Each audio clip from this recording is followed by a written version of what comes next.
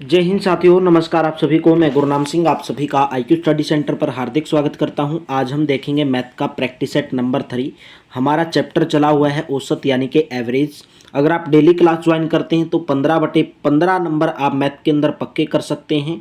चाहे आप मैथ के अंदर जीरो हों, लेकिन आपको डेली क्लास ज्वाइन करनी पड़ेगी। आप जीरो से हीरो तभी बनोगे। तो आज आपकी ये लास्ट क्लास है, औसत चैप्टर है। उसके बाद दूसरा चैप्टर स्टार्ट होगा। प्ले लिस्ट बनवा रखी है, प्ले लिस्ट के अंदर जाओगे, पूरा कुछ भी ढूंढने की जरूरत नहीं है। हरियाणा जीके एक जगह पर मिलेगी, इंडिया जीके एक जगह पर मिलेगी, मैथ एक जगह पर, रीजनिंग एक जगह पर, हिंदी एक जगह पर, सब आपको एक जगह पर मिलेगा। साइंस एक जगह पर मिलेगी। भाई 38 सेट करवाए जीके के, जिसके अंदर डेली 50 क्वेश्चन करवाता था और 2000 प्रीवियस ईयर क्वेश्चन करवाई। ठीक है, तो उसको जरूर देख लेना अगर आपने अभी तक भी नहीं देखा है। भाई 2000 प्रीवियस ईयर क्वेश्चन डेली आपको सुबह 9:30 बजे हरियाणा जीके, सुबह 10 बजे साइंस की क्लास, सुबह 11 बजे मैथ की, दोपहर को 12 बजे हिंदी, दोपहर को 1 बजे रीजनिंग। 2 क्लास लाइव चलती हैं डेली रात को 9 से 10 हरियाणा जीके और 10 से 11 India GK. 2 class daily live चलती हैं। चैनल के ऊपर पहली बार है तो चैनल को सब्सक्राइब कर लेंगे, बेल आइकन पर क्लिक कर लेंगे। अगर आप किसी भी स्टूडेंट को PDF चाहिए तो इस नंबर पर आप व्हाट्सअप कर लेंगे भाई, 8813058810। 100 रुपीज़ में Haryana GK, India GK, computer science, math, reasoning आपको सब मिल जाएगा। तो चलिए, कल का आपका होमवर्क का क्वेश्चन था, एक स्कूल में 10 शिक्षकों में से एक सेवानिवृत्त हो जाता है, यानी कि रिटायर हो जाता है भाई। ठीक है, और उसके स्थान पर 25 वर्ष उम्र की एक नया शिक्षक नियुक्त हो जाता है। इसके परिणाम स्वरूप शिक्षकों की औसत उम्र 3 वर्ष कम हो जाती है। तो सेवानिवृत्त शिक्षक की उम्र बतानी है कितनी है। तो सेवानिवृत्त शिक्षक की कितनी उम्र है, देखिए 10 शिक्षकों में से एक सेवानिवृत्त हो जाता है और उसके स्थान पर 25 वर्ष उम्र का दूसरा शिक्षक आ जाता है। ठीक है, 25 उम्र तो हो गई उसकी, प्लस में भाई 10 शिक्षकों में से एक सेवानिवृत्त हो गया और उनका इसके परिणाम स्वरूप शिक्षकों की औसत आयु 3 वर्ष से कम हो जाती है। कितनी वर्ष से? 3 वर्ष से। तो 10 गुणा के 3, 10 शिक्षक से 3 वर्ष से कम हो जाती है। तो 25 प्लस के 30 यानी कि कितनी हो जाएगी? 55 वर्ष भाई। ऑप्शन नंबर आपका सेकंड करेक्ट हो जाएगा, 55 वर्ष। चलिए, आज का फर्स्ट क्वेश्चन आपका, एक आदमी का पहले 5 माह के लिए, 5 महीने के लिए औसत खर्च था 120 रुपए। ठीक है, अगर 5 महीने के लिए औसत खर्च 120 रुपए था तो 5 महीने का कुल खर्च कितना हो जाएगा? 5 गुणा 120 यानी कि 600 रुपए हो जाएगा कुल खर्च 5 महीने का। अगले 7 महीने के लिए 130 रुपए था, तो अगले 7 महीने के लिए 130 था, तो 7 महीने का कुल कितना हो जाएगा? 7 गुणा 130 यानी कि 13 सत्ते कितना हो जाएगा? 91, यानी कि 910 रुपए कुल खर्च हो जाएगा। इसने पूछा कि उसकी औसत मासिक आमदनी क्या रहेगी भाई। औसत मासिक आमदनी बतानी है भाई। मासिक आमदनी का मतलब 1 महीने की आमदनी भाई। 600 रुपए कुल खर्च किए, 910 रुपए कुल खर्च किए, तो 910 प्लस के 600 और प्लस के इसने बोला है कि 290 रुपए वर्ष में बचाता है, तो प्लस के 290 और बटे में 12 क्यों? क्योंकि आपको मासिक आमदनी बतानी है। तो एक साल में 12 महीने होते हैं, तो जोड़ दो 910 प्लस के 600 प्लस के 290 यानी कि 1800 बटे में 12 कितना हो जाएगा आपका भाई? 150 रुपए प्रति माह। ऑप्शन नंबर आपका 4th करेक्ट हो जाएगा। ठीक है, चलिए नेक्स्ट क्वेश्चन बताएंगे। मेरे 4 दिनों के खर्च का औसत है 6 रुपए। ठीक है, आपके 4 दिन हैं भाई, 4 दिनों का 6 रुपए आपका औसत रुपए खर्चा 6.00, तो आप कितना खर्च कर रहे हैं? टोटल 24 रुपए। मैंने पहले दिन 7 रुपए इतने खर्च किए और दूसरे दिन इतने। भाई पहले दिन आपने खर्च किए 7.70 और दूसरे दिन खर्च किए 6.30। ठीक है, तो आप 2 दिन का निकाल लोगे, यहां से 3 दिन का निकाल लोगे। तो मैंने चौथे दिन क्या खर्च किया भाई? देखिए पहले दिन इतने किए, दूसरे दिन मतलब एक ही दिन हुआ, तो यहां पर 2 दिया है, तो यहां पर तो टोटल 4 दिन थे। तो आपको 3 दिन का अगर दिया रहता तो 4 में से 3 दिन का घटा देते, आपको चौथे दिन का प्राप्त हो जाता। लेकिन यहां पर आपको केवल 2 दिन का दिया गया, पहले दिन का और दूसरे दिन का। तो आप यहां से आंकड़े अपर्याप्त हैं भाई। ऑप्शन नंबर आपका 4th करेक्ट रहेगा, आंकड़े अपर्याप्त हैं इसके अंदर। ठीक है, ऑप्शन नंबर 4th रहेगा। नेक्स्ट बताएंगे, एक वर्कशॉप में सभी श्रमिकों का औसत वेतन इतना है। ठीक है, 7 टेक्नीशियन का औसत वेतन इतना है, बाकी का औसत वेतन 6000 रुपए है। तो श्रमिकों की कुल संख्या बतानी है कितनी है। मान लेंगे भाई श्रमिकों की कुल संख्या कितनी है? श्रमिकों की कुल संख्या मान ली, श्रमिकों की कुल संख्या कितनी मान लेंगे, x है, ये हमें निकालना है, x निकालना है हमें, ठीक है। प्रश्न के अनुसार क्या दिया गया है, 7 टेक्नीशियन का औसत है 12,000, तो टोटल मिलाकर कितना हो जाएगा 7 गुणा के 12,000, ठीक है।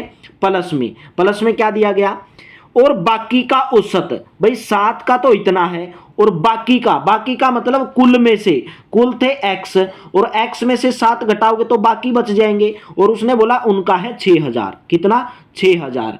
बाद में क्या बोला है, और सभी श्रमिकों का औसत है 8,000, तो बराबर सभी श्रमिक कितने हैं x, तो x गुणा के 8,000 बराबर x गुणा के 8,000 है। अभी आप इसको सोल्व कर लो, यहां से आपके पास आएगा 12 सत्तम 84,000, ठीक है। प्लस में यहां से आपके पास x 6,000 के साथ गुणा करोगे तो 6,000 x आया, माइनस के 7 6 42,000 आया, 6,000 के इसके साथ गुणा करी बराबर 8,000 x, बराबर 8,000 x, तो 8,000 x ये और 6,000 ये, तो उधर लेके जाओगे तो 2,000 x बच जाएगा, कितना बच जाएगा 2,000 x। 84,000 में से 42,000 घटाओगे तो आपके पास कितना बच जाएगा भाई, 42,000 बच जाएगा, और बराबर 2,000 x, तो x की वैल्यू कितनी आ जाएगी 42,000 बटे में क्या कर दोगे 2,000, ठीक है। 3 0 से 3 0 कैंसिल आउट, और 21 दूनी 42, ऑप्शन नंबर 3। तो श्रमिकों की कुल संख्या कितनी होगी, x का मान हमारे पास आ गया 21, ऑप्शन नंबर आपका 3 करेक्ट रहेगा, ठीक है। नेक्स्ट क्वेश्चन बताएंगे, यदि एक परिवार में 3 लड़कियों की औसत आयु 4 वर्ष है तो उनकी आयु का योग कितना है, बच्चों वाला क्वेश्चन। एक परिवार में 3 लड़की हैं और उनकी औसत आयु है 4 वर्ष, तो उनकी आयु का कुल आयु का योग कितना होगा, 4 3 12 वर्ष, ऑप्शन नंबर आपका 2 करेक्ट रहेगा। भाई टोटल अगर 12 वर्ष है, ठीक है, और उनकी औसत आयु है 4 वर्ष, तो लड़की कितनी हुई 12 बटे में 4 यानी कि 3 लड़की, ठीक है। तो 3 लड़कियों की अगर औसत आयु 4 है तो उनकी आयु का योग 3 गुणा के 4 यानी कि 12 वर्ष। नेक्स्ट है 50 बोल का औसत भार है 5 ग्राम, यदि बैग का भार शामिल किया जाता है तो औसत भार कितना बढ़ जाता है 0.05 ग्राम बढ़ जाता है। तो बैग का भार बताना, भाई इसके अंदर बैग का भार कितना होगा। देखिए 50 बोल का औसत भार दिया गया 5, भाई इसने बोला इसके अंदर एक बैग और बढ़ जाता है, ठीक है। भाई 50 तो बोल थी और एक बैग इसके अंदर बढ़ गया, तो कितनी हो गई टोटल 51 हो गई, ठीक है। टोटल कितना हो गया 51 हो गया, 51, तो 51 बढ़ गया कितना 0.05 से, तो 51 की 0.05 से गुणा करो तो 5 एकम 5 आ जाएगा, और 5 5 25 आ जाएगा, तो आपके पास 2.55 आ गया, कितना आ गया 2.55। और इसने बोला क्या था कि बैग का भार 5 ग्राम है, 5 ग्राम है, जब हमने एक बैग और जोड़ा तो हमारा बढ़ गया 2.55, और 5 ग्राम ये था, तो 5 में 2.55 जोड़ दो तो आ जाएगा कितना 7.55। ऑप्शन नंबर आपका कौन सा करेक्ट हो जाएगा, 4th ऑप्शन करेक्ट हो जाएगा, ठीक है। बैग का भार कितना 7.55। नेक्स्ट बताएंगे, किसी परिवार का औसत मासिक खर्च पहले 3 महीने के लिए 22,000, अगले 4 महीने के लिए इतना है, वर्ष के अंतिम 5 महीने के लिए इतना है। यदि वर्ष के दौरान कुल बचत 1260 रुपए हुई है तो औसत मासिक आमदनी आपको बतानी है कितनी है। भाई देखिए क्या दिया गया, औसत खर्च दिया गया 3 महीने का 2200 रुपए, तो कुल खर्च कितना हो जाएगा 3 गुणा के 2200, 3 महीने का टोटल कितना हो जाएगा 3 गुणा के 2200, 22 तिया 66, कितना हो जाएगा 22 तिया 66 यानी कि 6600 रुपए। 3 महीने का टोटल कितना हो गया 6600 रुपए। फिर बाद में क्या दिया गया 4 महीने के लिए 2550, तो 4 महीने का टोटल कितना हो जाएगा 4 गुणा के 2550, इनकी गुणा करोगे भाई 5 का 20 यानी कि 10,200 आ गया, कितना है 10,200। वर्ष के अंतिम 5 महीने के लिए कितना 3120, तो 5 महीने का टोटल कितना हो जाएगा 5 गुणा के 3120 यानी कि कितना आ गया 15,600 रुपए, ठीक है। तो कुल 5 महीने 4 महीने 3 महीने टोटल मिलाकर कितने हुए 12 महीने, तो 12 महीने का टोटल खर्च, 12 महीने का कुल खर्च कितना हुआ सबको जोड़ दो 15,600 प्लस 10,200 प्लस 6,600, टोटल मिलाकर 0 0 6 2 8 यानी कि 32,400, कितना आया 12 महीने का टोटल आया 32,400 रुपए, कितना 32,400। लेकिन उसने बचत भी करी है भाई 1260 रुपए की, ठीक है। तो 32,400 तो टोटल खर्च किया उसने और उसने बचत कर दी 1260, तो इसमें जोड़ोगे तो कुल आमदनी आ जाएगी। जब खर्चा और बचत भाई आपने कितना खर्चा किया और कितनी बचत की, तो तभी तो वही तो आपकी कुल आमदनी होती है। तो टोटल मिलाकर कितना हो जाएगा, 2 और 1 3, यानी कि 33,660 हो गया, 33,660। तो आपको बतानी औसत मासिक आमदनी भाई, टोटल आमदनी हुई 33,660, ये 12 महीने की है। तो आपको पर मंथ की बतानी है, तो 3,660 को 12 से भाग दे दोगे,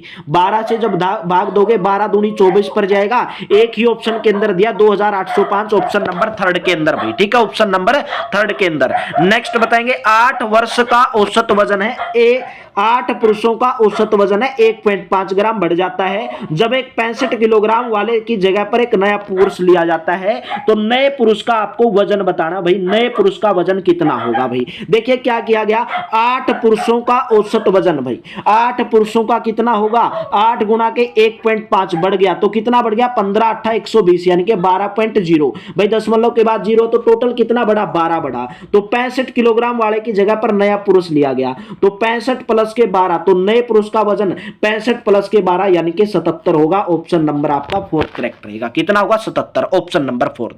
भाई केवल सेकंड के सवाल है और 1 नंबर पक्का होगा। वीडियो अगर अच्छी लगती तो वीडियो को लाइक जरूर कर दो।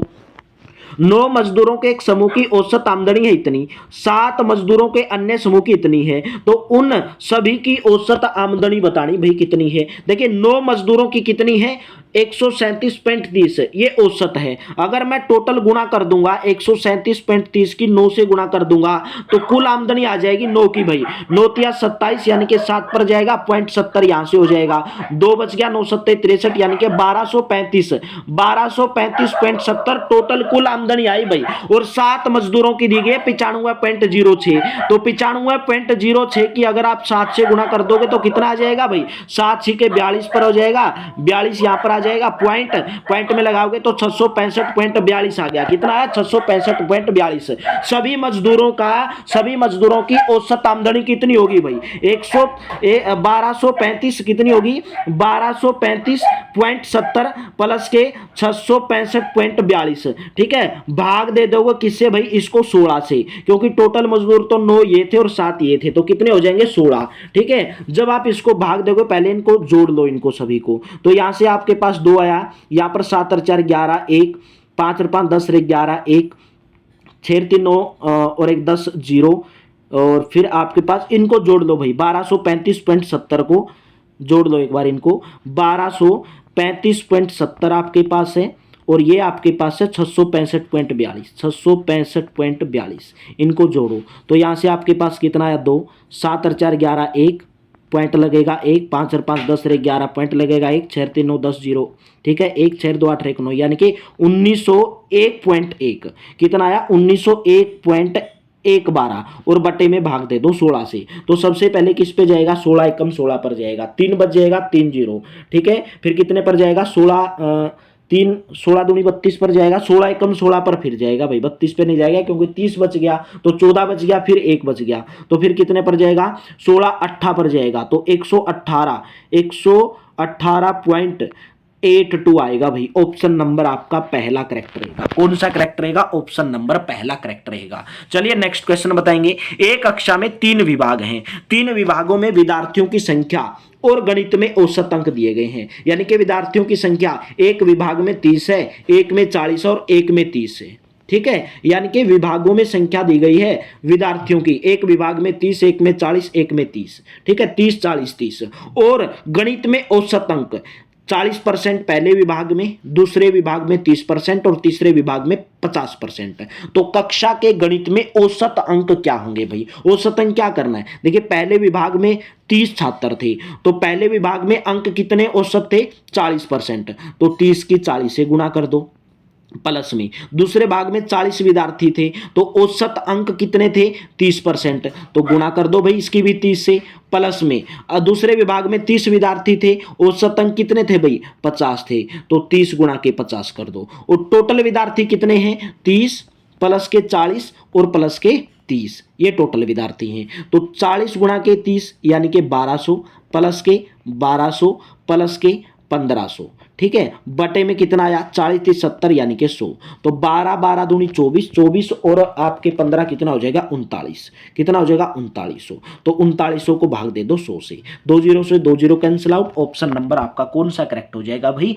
पहला ऑप्शन करेक्ट हो जाएगा, ठीक है। चलिए नेक्स्ट क्वेश्चन बताएंगे, एक कक्षा के 40 विद्यार्थियों का औसत वजन कितना है 48 किलोग्राम है, तो कुल वजन कितना हो जाएगा 40 गुणा के 48, कुल वजन 40 गुणा के 48, 8 चौका 32, 32 9 192 जीरो, 48 चौका 192 है तो 1920 आ गया, ठीक है। इसने बोला कि एक नए विद्यार्थी के भर्ती होने से औसत 48.1 हो जाता है। भाई पहले 40 विद्यार्थी थे तो अभी हो गए 41 और औसत 48.1 हो जाता है, तो 41 की 48.1 से गुणा कर दो तो आपके पास कितना आ जाएगा भाई, एक एकम एक यानी कि 1972.1 आया, 1972.1 आया। तो नए विद्यार्थी का वजन कितना होगा भाई, 1972.1 में से 1900 घटा दो भाई, 41 वाले में से 40 घटा दो तो आपको क्या बच जाएगा, नए विद्यार्थी का वजन पता चल जाएगा। तो इसमें से 1920 घटा दो भाई, 1920 घटाओगे एक, यहां से बचा 2, यहां से बचा 5, तो 52.1 आया, 52.1 आना चाहिए और एक भी ऑप्शन में नहीं दिया, तो यहां पर कुछ मिस्टेक रहेगा, या तो यहां पर 52.1 आना चाहिए भाई, 52.1, ठीक है, 52.1 आना चाहिए भाई। इसका आंसर कितना आना चाहिए 52.1, 52.1 किलोग्राम होगा, ठीक है। नेक्स्ट क्वेश्चन बताएंगे, 50 गेंदों का औसत भार है 5 ग्राम, यदि थैले का वजन भी इसमें शामिल कर लिया जाए भाई, सेम क्वेश्चन आपको करवाया था भाई, 50 गेंदों का इतना था, ठीक है, 50 में एक और शामिल कर दिया, बैग शामिल कर दिया, थैले का वजन भी 51 हो गया और औसत बच गया 0.05 से, ठीक है, तो उसमें से जोड़ लेना भाई, 51 की 0.05 से गुणा कर देना 0.05 से, तो आपके पास 5 एकम 5 आया था, 5 5 25 यानी कि 2.55 आया था और औसत भार था 5 ग्राम, तो बढ़ गया कितना 2.55, तो 5 में 2.55 जोड़ोगे तो 7.55, ऑप्शन नंबर 4 करेक्ट रहेगा। नेक्स्ट क्वेश्चन, 8 विद्यार्थियों के प्राप्त अंकों का औसत 30 है भाई, ठीक है, पहले 2 विद्यार्थियों का औसत 22 सही 1/2 है, ठीक है, अगले 3 का 24 है, ये बात भी ठीक है, छठे विद्यार्थी के अंक 7वें से 3 कम है, 8वें विद्यार्थी से 9 कम है, 8वें विद्यार्थी द्वारा प्राप्त अंक क्या है भाई, पूछा क्या है 8वें विद्यार्थी द्वारा प्राप्त अंक, तो हम इसको मान लेंगे कि 8वें विद्यार्थी के द्वारा कितने अंक प्राप्त किए गए, x अंक प्राप्त किए गए। यहां पर क्वेश्चन के अंदर क्या बोला, छठे विद्यार्थी के अंक 7वें से 3 कम है, 7वें से 3 कम है और 8वें विद्यार्थी से 9 कम है, तो छठे विद्यार्थी के मेरे दोस्तों अंक कितने होंगे भाई, छठे विद्यार्थी के 8वें विद्यार्थी से 9 कम है, 8वें विद्यार्थी के हमने x माने तो उससे 9 कम है, तो कितने हो जाएंगे x माइनस के कितना हो जाएगा 9 हो जाएगा, कितना हो जाएगा x माइनस के 9 हो जाएगा। तो यहां पर इसने बोला कि पहले 2 विद्यार्थियों का औसत है 22 सही 1/2, 22 सही 1/2 का मतलब है 22 दूनी 44 1 45/2, पहले 2 का ये तो 45/2 की 2 से गुणा कर दोगे तो कुल का आ जाएगा प्लस में, अगले 3 का है 24 तो टोटल कर दोगे 3 गुणा 24, ठीक है भाई, प्लस में x माइनस के 9, ठीक है, टोटल ये 8 का है, ये छठे का है, और इसने बोला क्या छठे विद्यार्थी के 7वें से 3 कम है भाई, तो 7वें विद्यार्थी के अंक कितने हो गए 7वें के भाई, 7वें के हो गए x माइनस के 6, कितने हो गए x माइनस के 6, यानी कि टोटल में से टोटल 8 के थे ये, अगर मैं उसमें से 6 का घटा दूंगा तो 7वें का आ जाएगा, और इसमें जोड़ दो x माइनस के 9 प्लस के x माइनस के 6, इसमें जोड़ दो x माइनस के 6, ठीक है, ये बराबर किसके हैं, बराबर टोटल 8 विद्यार्थियों का औसत अंक 30 है, तो 8 गुणा 30 के बराबर है, 8 गुणा 30 के भाई, 2 से 2 कैंसिल आउट हो जाएगा, तो बच गया क्या यहाँ से 45 प्लस के 24 थी, आप 72 बचा, यहाँ से इसको जोड़ो x और x कितना हो जाएगा, और एक x ये तो कितना हो जाएगा 3x हो जाएगा, ठीक है, -9 ये है और प्लस -9 ये है और -6 ये है, तो -9 और -6 -15 हो जाएगा, बराबर में 8 या 24 यानी कि 240, ठीक है, तो यहाँ से आपके पास 3x है बराबर 240, 45 प्लस के 45 में से 15 घटाओ भाई, 45 में से 15 घटाओगे 30 और 30 में 72 जोड़ोगे तो आपके पास हो जाएगा 102, ठीक है, 240 में से 102 घटा दो, ठीक है, तो आपके पास आ गया 138, तो 3x बराबर आया 138 के, 3x बराबर 138, तो x का मान 138/3, कितना आ गया 138/3, 8 3 14 और 1 15, ठीक है। तो 3 से पूरा पूरा कट हो जाएगा, 3 चौके 12 और 3 6 18, तो कितना हो जाएगा 46 हो जाएगा, ठीक है। तो 8वें विद्यार्थी के द्वारा प्राप्त अंक कितने होंगे 46। ऑप्शन नंबर आपका कौन सा करेक्ट रहेगा भाई, ऑप्शन नंबर 3 करेक्ट रहेगा। चलिए नेक्स्ट क्वेश्चन बताएंगे। एक परिवार में 8 वयस्क हैं और कुछ अवयस्क हैं, ठीक है भाई। प्रति महीने प्रति व्यक्ति चावल की खपत का औसत है 10.8, ठीक है, ये बात भी। जबकि वयस्कों की औसत खपत है 15 किलोग्राम प्रति व्यक्ति और अवयस्कों के लिए यह 6 किलोग्राम प्रति व्यक्ति है। उस परिवार में अवयस्कों की संख्या, यानी कि जो बुढ़े नहीं है, जो नौजवान है, एक परिवार दिया गया है जिसके अंदर 8 तो बुढ़े आदमी हैं और कुछ आदमी हैं जो नौजवान हैं। प्रति महीने प्रति व्यक्ति चावल की खपत का औसत 10.8 किलोग्राम है। कितना है 10.8 किलोग्राम। तो हमें निकालना क्या है, अवयस्कों की संख्या। मान लेंगे अवयस्कों की संख्या कितनी है, x है, ठीक है, कितनी है x। भाई 8 वयस्क दिए गए हैं और यहां पर दिया गया है जबकि वयस्कों की औसत खपत है 15, तो टोटल वयस्क कितने हैं 8 और वयस्कों की औसत खपत 15 दी गई है, तो टोटल खपत कितनी हो जाएगी वयस्कों की 8 गुणा के 15, ठीक है। प्लस में देखो क्या दिया गया है, प्लस में दिया गया है कि भी प्रति व्यक्ति और अवयस्कों के लिए यह 6 किलोग्राम है, ठीक है। अवयस्कों के लिए कितना 6 किलोग्राम है औसत। तो अवयस्कों की कितनी मान है, टोटल अवयस्क कितने हैं x है, तो x की 6 से गुणा कर दोगे तो टोटल हो जाएगा x गुणा के 6। ये बराबर किसके है भाई, बराबर टोटल है x प्लस के 8, यानी कि वयस्क भी और अवयस्क भी, ठीक है। और सबका है 10.8, इनका 10.8 है औसत, वयस्क का भी और अवयस्क का भी। इनको जोड़ो 15 8 कितना आ गया 120, प्लस में 6x आ गया बराबर 10.8x आया, और प्लस के 10.8 की 8 से गुणा करोगे भाई आपके पास 8 64 x प्लस के 8 10x प्लस के इसकी गुणा कर दोगे भाई आपके पास कितना आना चाहिए भाई 8 6 8 64, यानी कि 4 6 10 8 80 और 8 64 4 6 8 दाया 80 80 और 6 86 आना चाहिए, तो 86.4 आया। कितना आया 86.4। इनको घटा लो और जोड़ लो भाई, यहाँ पर आपके पास 6x है, यहाँ पर 10.8x है, तो 10.8x 6x को उस साइड में लेके जाओगे, 6x को उस साइड में लेके जाओगे तो आपके पास हो जाएगा माइनस के 6x, 10.8x माइनस के 6x, ठीक है। बराबर में आपके पास 120 है, ये 86.4 है, लेकिन ये प्लस का है तो इधर लेके जाओगे तो माइनस का 86.4 हो जाएगा, ठीक है। तो इनको करो 10.8 में से 6x घटाओगे तो 4.8 बचा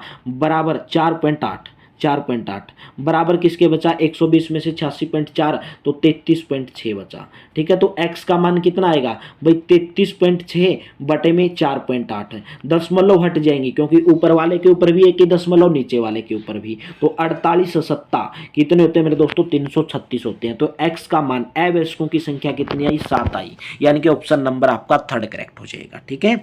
चलिए लास्ट क्वेश्चन आज का ये आपको करवा देता हूं क्योंकि हमारा नेक्स्ट चैप्टर की शुरुआत होगी, इसको भी करवा देता हूं मैं। तो हो सकता है क्या पता होमवर्क के रूप में ना बता पाऊं इस क्वेश्चन को, क्योंकि नेक्स्ट चैप्टर की शुरुआत कर रहे हैं। ABC का औसत m है, ठीक है भाई, यानी कि ABC तीनों का औसत, 3 संख्याएं हैं तो इनका औसत भाई कुल संख्या का योग बटे में कुल संख्या कितनी 3, और इनका औसत दिया गया है m। तो यहां से मेरे पास क्या बना a प्लस के b प्लस के c बराबर बना 3m के, ये हो गई आपकी पहली समीकरण। बाद में क्या बोला गया a प्लस के b प्लस के c, बोला गया a प्लस के b ए बी प्लस के बी सी प्लस के सी ए बराबर है 0 के, ठीक है। इसको मान लो समीकरण नंबर 2, ठीक है।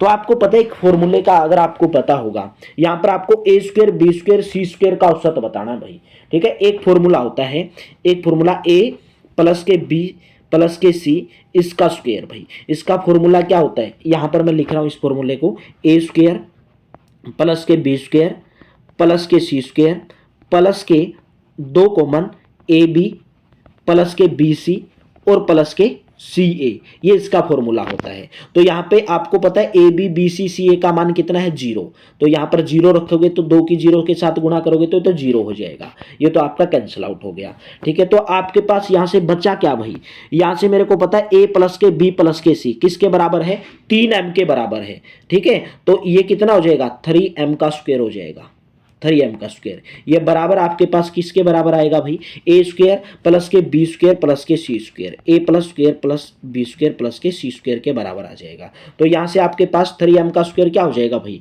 9m का स्क्वायर हो जाएगा, 9m का स्क्वायर। और ये किसके बराबर है, ए स्क्वायर प्लस के बी स्क्वायर प्लस के सी स्क्वायर, ए स्क्वायर प्लस के बी स्क्वायर प्लस के सी स्क्वायर के बराबर है। तो आपको ए स्क्वायर बी स्क्वायर सी स्क्वायर का औसत निकालना है। ठीक है, ए स्क्वायर बी स्क्वायर सी स्क्वायर का औसत निकालना। भाई इनका औसत कैसे निकालोगे भाई, ए स्क्वायर प्लस के बी स्क्वायर प्लस के सी स्क्वायर और इसको भाग दोगे कितने से, 3 से भाग दोगे। तो मेरे पास ये मान आया 9m स्क्वायर, किसका मान आया 9m स्क्वायर। तो यहां पर रख दो 9m स्क्वायर बटे में 3, तो 3 3 या 9, तो आंसर क्या आया 3m स्क्वायर। ऑप्शन नंबर आपका 4th करेक्ट रहेगा, ऑप्शन नंबर 4th। यहां पर आपकी समाप्ति होती है भाई चैप्टर की। ठीक है, तो हम नेक्स्ट चैप्टर की शुरुआत करेंगे औसत या सॉरी अनुपात और समानुपात, और रेशियो एंड प्रोपोर्शनल, अनुपात और समानुपात चैप्टर की शुरुआत करेंगे। उम्मीद करता हूं आपको बिल्कुल अच्छे से समझ में आया होगा, बेहतर तरीके से आप समझ रहे होंगे। ठीक है भाई, अभी तक मैंने आपको 5 चैप्टर कंप्लीट करवा दिए भाई। अगर आपने नहीं देखे हैं प्लेलिस्ट बनवा दी है भाई, एक बार प्लेलिस्ट में जाके जरूर देख लो। ठीक है, प्लेलिस्ट में जाके जरूर देख लो। अगर आपको भाई लेना है पीडीएफ तो आप इस नंबर पर व्हाट्सअप कर लेंगे, आपको पीडीएफ 100 रुपीज में ओनली प्राप्त हो जाएगी। आपको सैंपल भेज दिया जाएगा, अगर अच्छी लगती तो प्राप्त कर सकते हैं। तो चलिए, थैंक यू, आप सभी का बहुत बहुत धन्यवाद। पढ़ते रहिए, हंसते रहिए, मुस्कुराते रहिए भाई। अफवाहों के ऊपर ध्यान मत दिए कि एग्जाम कब होगा, बस अपनी एक ही फोकस रखिए, एक ही गोल रखिए कि मुझे अच्छे तरीके से पढ़ना, अपना बेस्ट देना है, एग्जाम चाहे कभी भी हो। तो चलिए, थैंक यू, आप सभी का बहुत बहुत धन्यवाद। मिलते हैं नेक्स्ट वीडियो में और एक नए चैप्टर की शुरुआत के साथ।